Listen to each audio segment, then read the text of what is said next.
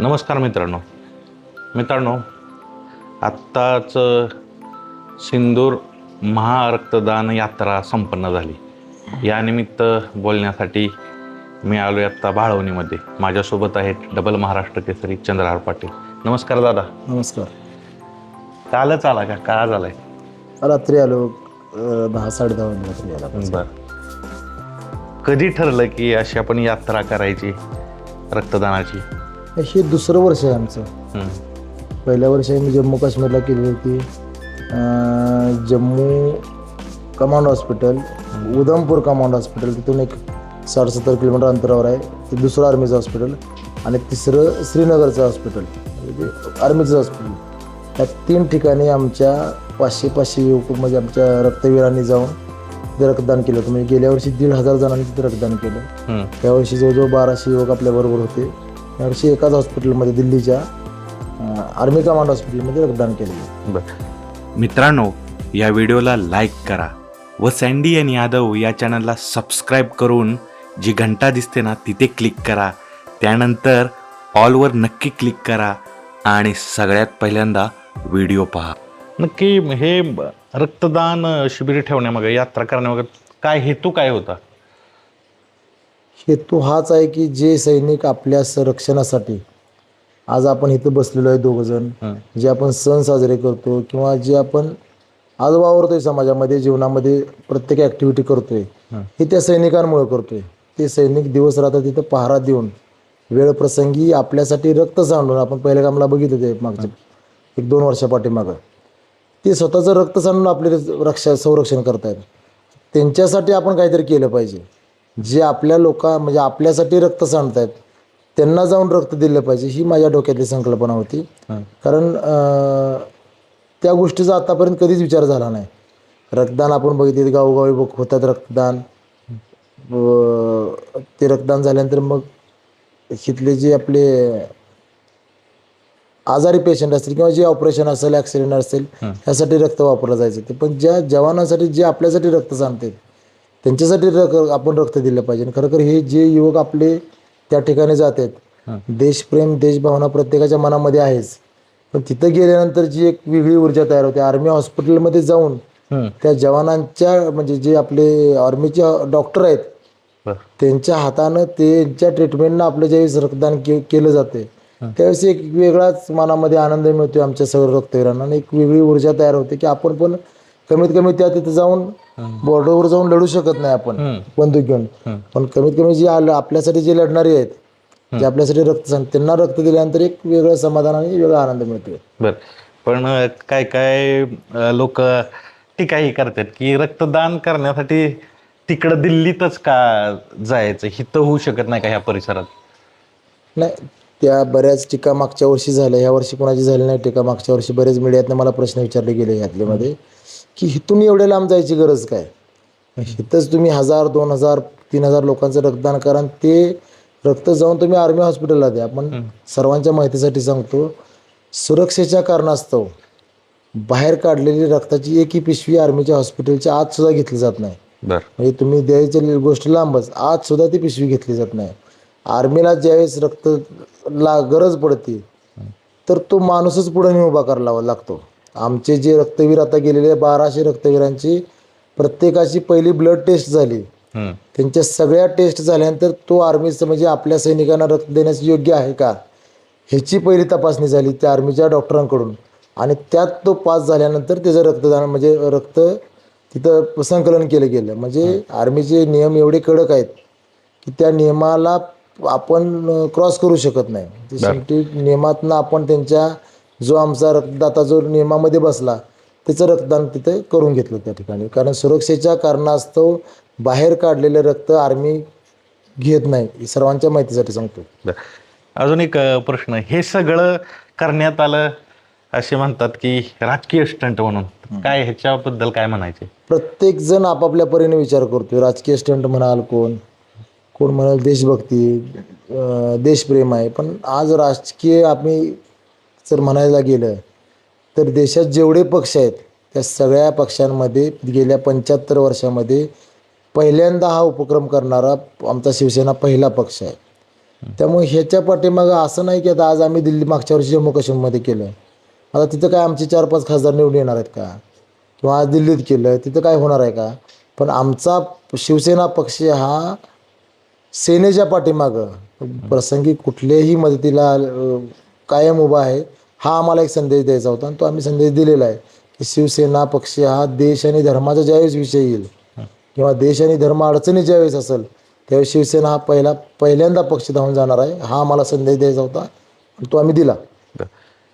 या दरम्यान कार्यक्रमही झाले आणि देशाचे रक्षा मंत्री राजनाथ सिंग यांनी कौतुक केलं. कुठल्या शब्दात कौतुक केलं, नक्की काय बातचीत झाली तुमची ती सांगा. खरं तर आज संरक्षण मंत्र्यांनी येऊन आमच्या शिबिराला भेट दिली. खरं ह्यात आमचं खरं मोठं यश आहे. कारण जो गेल्या वर्षी आम्ही कार्यक्रम केला त्याची माहिती संरक्षण मंत्र्यांनी घेतलेली होती. ह्या वर्षी काय करणार ह्याची माहिती घेतली. खरं ते तिथं येणं आणि त्यांची शाबासकीची थाप आमच्या पाठीवर टाकणं हे खरं आमच्यासाठी खूप कौतुकाची आणि गौरवशाली गोष्ट आहे.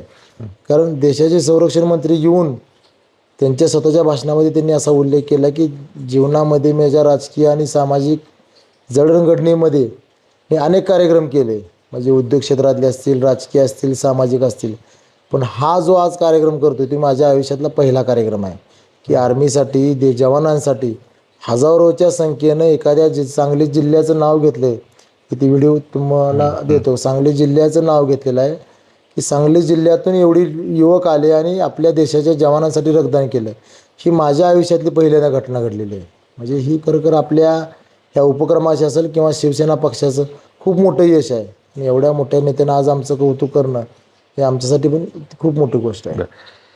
ही तर झाला रक्तदानाचा विषय. आता तुम्ही म्हटलं की वारंवार चर्चा होती बीएमडब्ल्यू आणि बैलगाडा शर्यत ह्या दृष्टीनं कायम चर्चा होती आणि तुम्ही भाषणातही बोलला तिथं की बीएमडब्ल्यू ह्या वर्षी बक्षीस असणार.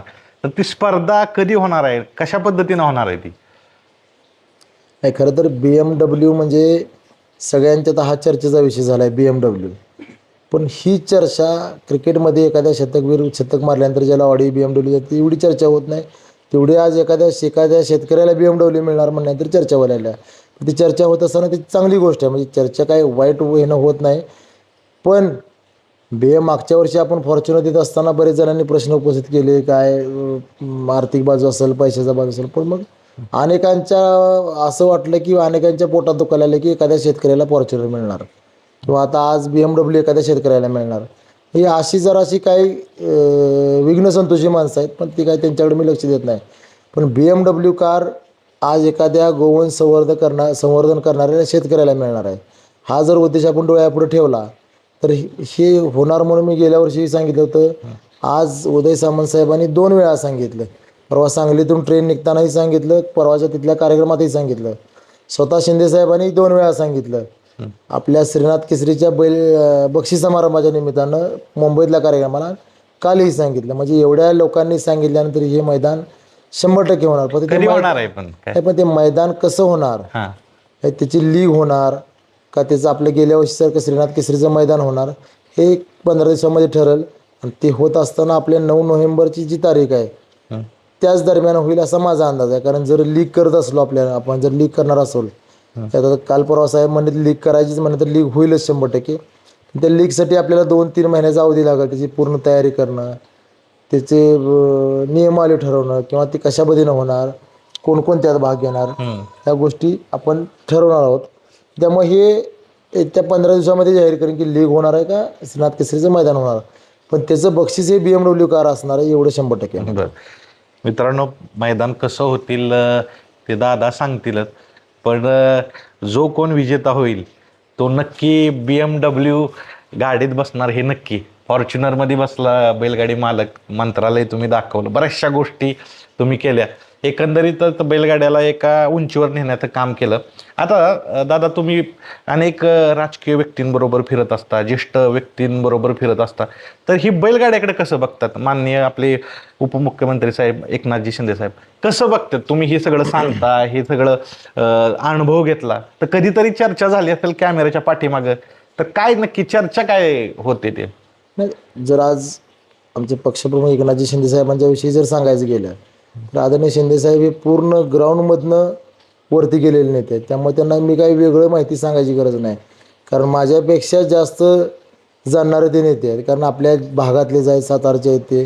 त्यामुळे त्यांनी पूर्ण ग्राउंड बघून स्वतः त्या खस्ता खाऊन त्या ठिकाणी पोहोचलेले आहेत. त्यामुळे त्यांना वेगळं काय मी सांगायची गरज पडत नाही. पण तरीसुद्धा शेतकऱ्यांचं एक नवीन अर्थचक्र तयार होतं ह्या गोष्टीतून, किंवा ज्या काही गोष्टी आहेत आज बैलगाडीच्या माध्यमातून, त्या आपण ह्या बैलगाडी क्षेत्राला ह्या उंचीवर नेलं तर हा शेतकऱ्यांना फायदा होईल. मी श्रीराज केसरीच्या आधी सुद्धा हे समजावून सांगितलं की जर ह्या स्पर्धा आपण जाहीर केल्या तर त्यातनं आर्थिक उलाढाल किती मोठी होणार आहे शेतकऱ्यांची, आणि हा थेट शेतकरी टू शेतकरी हा फायदा होणार आहे. मध्ये कोण दलाल येणार नाही किंवा मध्ये कुठला एजंट येणार नाही. ह्या गोष्टी मी पटवून दिलेल्या होत्या. शेवटी बैलगाडी स्पर्धा म्हणल्या तरी एका दिवसामध्ये आपण ते सर्व खेळ सकाळी चालू झाला संध्याकाळी संपला, पण त्याच्या अगोदर 15 दिवस आणि त्याच्यानंतर 15 दिवस आणि त्यानंतर त्या खेळाची उंची, ह्या गोष्टी मी अगदी समजावून सांगितल्या होत्या. बरं ते मी समजावून सांगायची गरज नाही, या सगळ्या गोष्टी साहेबांना माहीत होत्या, की शेवटी शेतकरी कुटुंबातले शेतकऱ्याचा मुलगा म्हणून शिंदेसाहेबांनी आज जी कारकिर्दी चालू झाली शेतकऱ्याचा मुलगा म्हणून. साहेबांच्या घरात सुद्धा आज गाय बैल सगळे मुंबईच्या शासकीय निवासस्थानामध्ये सुद्धा तुम्हाला गायीने बैल बघायला मिळतील कधी गेला बघायला तर तुम्ही. त्यांचं ठाण्याचं घर आहे तिथं सुद्धा गाय बैल घराच्या बाहेर बांधलेले आहेत आज सुद्धा. आणि मग दऱ्याला काय शेवटी त्यांचा मोठा गोठाच आहे, त्यात काय म्हणजे हे नाही. पण अशा पद्धतीने हे बैलगाडीकडं बघण्याचा दृष्टिकोन बदलू शकतो हे मी साहेबांना सांगितलं, आणि तो बदललाही आपण श्रीनाथ केसरीच्या माध्यमातून. आता लीगमध्ये काय काय होऊ शकतं ह्याही गोष्टी मी सांगितल्यात. मला वाटतं 100% ही लीग पार पडेल. लीगचा फायदा खरं बैलगाडी मालकांना असा होणार आहे की आज आपण एक थोडक्यात उदाहरण घेऊ बकासूरचं. मागच्या वर्षी बकासूर एका फेऱ्यामध्ये बाहेर पडला की तो त्या स्पर्धेतनं बाहेर पडला. पण लीगमध्ये एक बैल जरी बाहेर पडला तरी पुन्हा पुन्हा त्याला 3-4 वेळा संधी मिळणार आहे. तो त्या विजेता होऊ शकतो. 3-4 एकदा जरी बाहेर पडला तर त्याला परत संधी मिळू शकते. साखळी पद्धत आपण जशी IPL मध्ये स्पर्धेमध्ये साखळी पद्धतीने ती टीम परत खेळवली जाणार अशी 2-3 वेळा ती टीम खेळवली जाणार. त्यामुळे त्यातनं परत एकदा घडलेली चूक किंवा तुमच्या मी चिठ्ठीमध्ये आपला काय कडनं आली नंबर आला त्या काय भानगडी त्या भानगडी होणार नाहीत. त्याला परत ती संधी मिळणार आहेत. आणि त्यामुळं चांगलाच जो बैल आहे तो या स्पर्धेचा विजेता ठरणार आहे. लीग विषयी थोडं बोलतंय, अजून काय काय संकल्पना आहेत, कशा पद्धतीनं तुमचं विचार आहेत की लीग करण्यात? तुम्ही सांगितलं आता की एक बैल पुन्हा पुन्हा पळताना दिसेल, पण किती संघ करायचं तुमचा मानस आहे, काय कशा पद्धती आहे? मी सगळा कन्सेप्ट तयार केलेला आहे. तुम्ही एकटाच बसून तयार करत असं ते माझ्या पाठीमागे कोण ठरवणारी टीम वगैरे कोण नाही, की मी एकटा मी बरोबर आहेत माझी आमची कोर कमिटी आहे, त्यांनी आम्ही मिळून तो एक स्ट्रक्चर तयार केलेला आहे की विजेत्या टीमला काय बक्षीस दिलं पाहिजे. मग सहभाग घेतलेला मी अगदी सहभाग घेणाऱ्या बैल मालकाला सुद्धा बक्षीस द्यायचं म्हणजे माझे डोक्यात विचार चाललेले आहेत, कारण तो तिथपर्यंत येणार आहे. आता ते ठिकाण कदाचित पुण्याचं ठिकाण ठरेल, तिथपर्यंत येणार आहे. तो बैल त्यांचा त्या स्पर्धेमध्ये भाग घेणार आहे. त्याची IPL सारखी त्याची लिलाव कशा होतील, बोली कशी होईल, त्या बैलाची कुठल्या बैलाची बोली होईल, हे सगळं ठरलेलं आहे स्ट्रक्चर. टीमचे मालक कोण असणार आहेत, कंपनी कुठली असणार आहे, त्याचे सेलिब्रिटी कोण असणार आहेत, त्याचा कॅप्टन कोण असणार आहे, हे असं पूर्ण स्ट्रक्चर तयार झालेलं आहे. जवळजवळ मला वाटतं की कदाचित मी आता ही कॅमेऱ्यावर सांगते, पण त्यातून कदाचित विजेत्या टीमला 3 कोटीचं बक्षीस असेल. आणि ती BMW जी कार आहे तर त्या टीममधल्या कुठल्या बेस्ट प्लेअरला द्यायची का काय, ते अजून थोडं तयार नाही. पण ते शेतकऱ्याला ही BMW त्या कुठल्याही का माध्यमातून ही मिळणारच 100%. काय सगळ्यांना माहिती आहे जी दादा करतात ते ग्रँडच असतं, त्या पद्धतीने लीग ही करतात. अजूनच वेगळ्या विषयाकडे जातो. आता जसं सांगितलं बैलगाडा हा एक क्रीडा प्रकार आहे. तुम्हाला तुमच्या पक्षानं जबाबदारी दिली क्रीडा सेनेची, तर ही काय क्रीडा सेनेत नक्की काम काय करणार तुम्ही, कशा पद्धतीनं ते क्रीडा सेनेला पुढे घेऊन जाणार आहे? आणि आज क्रीडा सेना स्थापन झाल्यापासून मला अनेकांचे फोन आले. म्हणजे नेमकं क्रीडा सेनेचं काम अजून आमचं आता क्रीडा दिना दिवशी आमचं स्ट्रक्चर पूर्ण तयार झालेलं आहे, ते जाहीरही होणार. पण अनेकांचा गैरसमज असा झाला की क्रीडा सेनेच्या माध्यमातून किटचं वाटप होईल, ग्राउंड तालमी म्हणजे व्यायामशाळा बांधून दिल्या जातील किंवा ग्राउंड उभे करून दिले जातील किंवा अशा अनेक बाबा जो म्हणजे एकदम गरीब एखादा खेळाडू असला तर त्याला आर्थिक मदत केली जाईल. म्हणजे ते अशा पद्धतीचं समज पूर्ण खेळाडूंचा तयार झालेला आहे. पण खरोखर जिथं गरज आहे तर 100% क्रीडा सेना उभा राहणार आहेत. हे मी पहिल्या भाषणातच सांगितलेलं आहे सगळ्यात. पण आज क्रीडा सेना ही जी आपण जे सर्व खेळाडूंना ज्या उपयुक्त गोष्टी आहेत की जिथं बाबा राष्ट्रीय स्पर्धेमध्ये सहभाग घेतले 5 मार्कात तिथे 10 मार्क कसे होतील, म्हणजे राष्ट्रीय स्पर्धेत किंवा आंतरराष्ट्रीय स्पर्धेत मेडल घेतल्यानंतर त्याला क्लास 3 क्लास 2ची नोकरी कशा पद्धतीने मिळेल, अशा ज्या काही गोष्टी आहेत की पेन्शन असेल, आज महाराष्ट्र केसरी म्हणून आम्हाला पेन्शन मिळते, तशा अनेक खेळाडूंना अर्जुन अवॉर्डचे बाकी क्रीडा प्रकारातले खेळाडू आहेत किंवा ऑलिम्पियन आहेत, ह्यांची पेन्शनमध्ये मानधनामध्ये कशी वाढ होईल, अशा गोष्टींची पाठपुरावा क्रीडा सेना करून शासन दरबारी ते मंजूर करून आणणं, त्याच्या GR काढणं, अशा पद्धतीची कामं क्रीडा सेना प्रामुख्यानं करणार. तुम्ही वेळोवेळी सारखा मुद्दा म्हणता एकच महाराष्ट्र केसरी, तो मुद्दा मिटवा ना ह्या सेनेच्या तो माध्यमातून. मिटला की आता मी मागच्या वर्षी सरकारमध्ये आज काम करतोय, मी आज सत्ता पक्षामध्ये मी स्वतः आहे, तरीसुद्धा सरकारच्या विरोधामध्ये बसून आझाद मैदानला एक दिवसीय उपोषण केलं. माझी भूमिका तिथं मांडली, मी माझ्या सर्व महाराष्ट्र केसरींची भूमिका मांडली आणि खरं ते झालं. या वर्षीपासून एकच महाराष्ट्र केसरी झाली. त्या ह्या वर्षी 4 महाराष्ट्र केसरी होणार होत्या, ती एकच महाराष्ट्र केसरी. मला वाटतं ह्या माझ्या आंदोलन असेल किंवा सर्व महाराष्ट्र केसरींच्या मागणीचं हे यश आहे 100%. आणि ही जशी कुस्ती क्षेत्रामध्ये संघटनेच्या वादाची कीड लागलेली होती त्या बऱ्यापैकी संपलेली आहे. एकच संघटना जी काम करते तिलाच कदाचित पुढे संधी मिळेल, अशी प्रत्येक खेळामध्ये क्रीडा संघटनेच्या वादाची कीड लागलेली आहे आणि त्यामध्ये खेळाडू भरडला जातोय.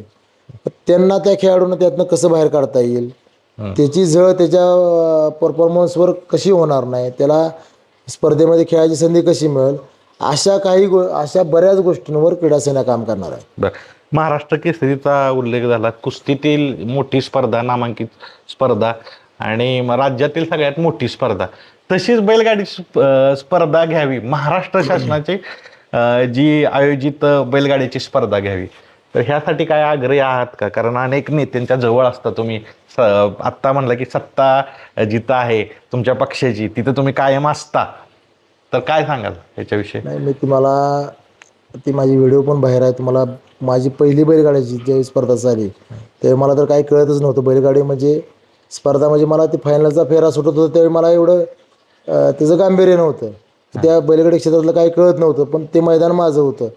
त्या मैदानात मला वाटते माझ्या शेजारी जयंत पाटील साहेब उभा राहिलेले आहेत आणि मी त्यांच्याकडे त्यावेळेस मागणी केली होती. ते जिल्ह्याचे पालकमंत्री नाही त्यावेळेस मंत्री नव्हते पण त्या मैदानाला उपस्थित होते. त्यांच्याजवळ मी मागणी केलेली आहे. माझ्याकडे व्हिडिओ पण आहे, तुम्हाला दाखवतो की जशी कुस्तीमध्ये महाराष्ट्र केसरी स्पर्धा होती तशी बैलगाडी क्षेत्रामध्ये सुद्धा महाराष्ट्र केसरी स्पर्धा झाली पाहिजे आणि हे शासनाकडे तुम्ही मांडा, असा आग्रह मी त्यांना केलेला होता. आणि त्यांनीही तो मान्य केलं की मी शासन दरबारी ह्याची पाठपुरावा करेन म्हणून. ही स्पर्धा झाली पाहिजे. म्हणजे गोवंश संवर्धनाच्या आपण जी स्पर्धा घेतोय बैलगाडी स्पर्धा, ते कुठेतरी त्याला मान सन्मान शासन दरबारी मिळाला पाहिजे, ही माझीही भावना होती. पण त्यानंतर मी त्याचा पाठपुरावा केला, बऱ्याच अधिकाऱ्यांना भेटलो, मंत्र्यांना भेटलो की जे आज बरेचसे नेते असे आहेत की बैलगाडी क्षेत्राशी कनेक्ट आहेत तुमच्या, म्हणजे बरेचसे आमदार आहेत, मंत्री आहेत, खासदार आहेत की बैलगाडी क्षेत्रामध्ये काम करतायत आणि त्यांची स्वतःची बैल आहेत. आज आपण महेशदादा उदाहरण घेतलं, असे बरेच जण आहेत.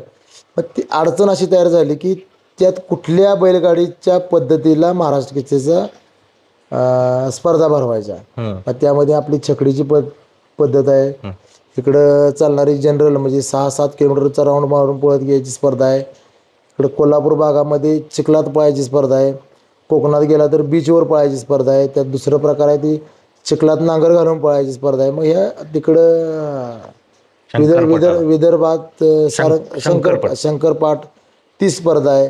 अजून मराठवाड्यात अशा प्रत्येक ठिकाणी वेगवेगळ्या जिल्ह्यात काय एकेका जिल्ह्यात एक पद्धत आहे प्रत्येक जिल्ह्यामध्ये. मग पुणे भागात आपली सेकंदाची स्पर्धा होते. मग ह्या कुठल्या पद्धतीला कुठल्या पद्धतीची महाराष्ट्र केसरी स्पर्धा शासन दरबारी घ्यायची, ह्याच्यामध्ये खरोखर ही म्हणजे हे अडकलेलं आहे की कुठल्या स्पर्धेला कुठल्या पद्धतीला महाराष्ट्र केसरी नाव द्यायचं, ह्यामध्ये हे अडकलेलं आहे. त्यामुळे आता ही मला वाटतं की हे सर्व बैल संघटना असतील, बैल मालक असतील किंवा वेगवेगळ्या पद्धतीने एकत्र येऊन हा विषय मिटवून तो शासन दरबारी मांडला पाहिजे. आता ही तुम्ही सगळं वेगवेगळं कार्यक्रम करत असता, म्हणजे बैलगाडा असेल, एक चांगलं रक्तदान शिबिर असेल, तर नक्की ह्यातून साध्य काय करायचे, त्याचा बेनिफिट राजकारणात घ्यायचे, तुम्हाला राजकारणात उभं राहायचे, निवडणुकीला उभं राहायचे, प्रत्यक्ष नक्की काय करायचे तुम्हाला? मला प्रामुख्याने सांगायचं की ह्याचा राजकारणाचा आणि समाजकारणाचा माझ्या दृष्टीने विचार केला तर ह्याचा काहीच संबंध नाही. मी आज हे करत असताना एक समाजाला किंवा मी आज असं म्हणेन की मी एक देशाला वेगळी दिशा देण्याचं काम करतोय. आज आर्मीचं जरी काम आपण बघितलं, गोवन संवर्धनाचं काम केलं, तर मी आज एका शेतकऱ्याचा मुलगा आहे. देशाला दिशा देण्याचं काम करतोय मी आज. ह्यातनं राजकीय किती फायदा होईल मला माहीत नाही. आज आज मी काल 1200 युवक नेलते, जी मागच्या वर्षी 1500 युवक नेलते, त्यांना मी एका वर्षात माझ्या कुठल्याही राजकीय कार्यक्रमाला बोलवलं नाही किंवा कुठं बॅनरला कुठं, त्यातल्या निम्म्यांशी माझा कॉन्टॅक्टही नाही. पण जात असताना एक माझ्या मनामध्ये प्रामाणिक भावना होती की ते आपलं रक्तदान जवानांसाठी पहिल्यांदा करतोय, ते खरोखर व्यवस्थित यशस्वी झालं पाहिजे. पण तसं जर म्हटलं तर मग मी आपली श्रीनाथ केसरी बैलगाडी स्पर्धा झाली, त्याला 5 लाखाच्या वर पब्लिक होतं, पण त्याच्यापूर्वी 3 मैदानं मी घेतली होती. लोकसभेच्या निवडणुकीच्या पूर्वी 3 बैलगाडी मैदान होती. त्या प्रत्येक मैदानाला 1.5-2 लाख 1.5-2 लाख माणसं होतीच. मग तो जर राजकीय फायदा जर म्हटला तर मग मी त्यावेळी निवडून यायला पाहिजे होतो. त्याच्या आधी बरेच कार्यक्रम मग मी जिल्ह्यात प्रत्येक गावोगावी रक्तदान घेतले होते, रक्तदानाचे उपक्रम घेतले होते. पण सामाजिक आणि राजकीय ह्याचा माझ्या दृष्टीने काय जास्त संबंध नाही. कारण सामाजिक काम करत असताना आज आपण आर्मीसाठी काम केलं, आमच्या पक्षानं केलं, सांगली जिल्ह्याने केलं, म्हणून दिल्लीत जाऊन कुठंतरी दिल्लीत निवडणूक लढवायची असं होत नाही ना. त्याचा अर्थ हे आज सामाजिक काम करत असताना सामाजिक दृष्टिकोनातच त्याकडे बघितलं पाहिजे. त्यामुळे माझा काय असा उद्देश नाही की ह्याचा मला राजकारणासाठी फायदा होते, तो होत नाही हे पण अनुभवलेलं आहे मी त्यामुळे लोकसभेच्या माध्यमातून. त्यामुळं हे काम करत असताना प्रामाणिकपणे एकच उद्देश डोळ्यापुढे जर ठेवला तर ते 100% यशस्वी होतं. हे ह्याच्या पाठीमागचं खरं सत्य आहे. बरं, जाता जाता शेवटाकडं जाऊया. काय आता पुढं कसं नियोजन असेल, कारण तुम्ही भरपूर गोष्टी करत असता कशा पद्धतीनं पुढची नियोजन आहेत? माझ्यावर तर खरं इथनं पुढच्या काळामध्ये खूप मोठी जबाबदारी आहे. माढा लोकसभेचा संपर्क प्रमुख म्हणून पक्षानं मला जबाबदारी दिलेली आहे. क्रीडा सेनेचा प्रमुख म्हणून दिली आहे. तिथं पूर्ण महाराष्ट्रामध्ये मला काम करायचं आहे. आणि त्याबरोबर जर हे लीगचं जर आपल्याला जर ठरलं तर त्याला 3 ते 4 महिन्याचा मला अवधी लागेल त्याची पूर्ण तयारी करायला, त्याचं स्ट्रक्चर तयार करायला, त्याची तयारी करायला. त्यामुळे इथनं पुढच्या काळामध्ये क्रीडा सेनेचं तर पूर्ण महाराष्ट्रात फिरावं लागणार आहे मला. प्रत्येक जिल्हा, प्रत्येक तालुक्याच्या ठिकाणी जाऊन खेळाडूंना भेटून, खेळाडूंची संघटना तयार करून, त्यांना आपल्या संघटनेमध्ये समाविष्ट करून, तिथल्या खेळाडूंच्या अडीअडचणी असतील, काय असतील, जे शासन दरबारी आपण मांडू शकेन, शासनाकडनं त्यांना मदत करू शकेन, अशा पद्धतीने मला प्रत्येक तालुक्याच्या ठिकाणी महाराष्ट्रामध्ये जायचं आहे. त्या पद्धतीने परत माड्याची जबाबदारी आहे. आणि त्यानंतर जर आपली लीगची सुरुवात जर झाली तर लीगमध्ये काम म्हणजे ते काम करावं लागणार. म्हणजे इथनं पुढच्या काळामध्ये अतिशय मोठी जबाबदारी माझ्यावर पुढच्या 1 वर्षासाठी आहे. 1 वर्ष पूर्ण माझं पूर्ण कामात व्यस्त असणार आहे मी. त्यामुळे हेच पुढचं इथनं पुढं माझं टार्गेट असेल. तुम्ही ज्या गोष्टी केलेत, जसं सांगितलं, त्या ग्रँड पद्धतीनं यशस्वी केलेत. जे तुमच्या मनात आहे ते सगळं यशस्वी हो, आणि एका वेगळ्या उंचीवर सर्व क्षेत्र तुम्ही न्याचालच. कुस्ती क्षेत्र असेल, बैलगाडा क्षेत्र असेल, किंवा अगदी राजकीय क्षेत्र असेल. तर तुमच्या सगळ्या पुढच्या कारकिर्दीला शुभेच्छा दादा. आभार आहे. थँक्यू. धन्यवाद.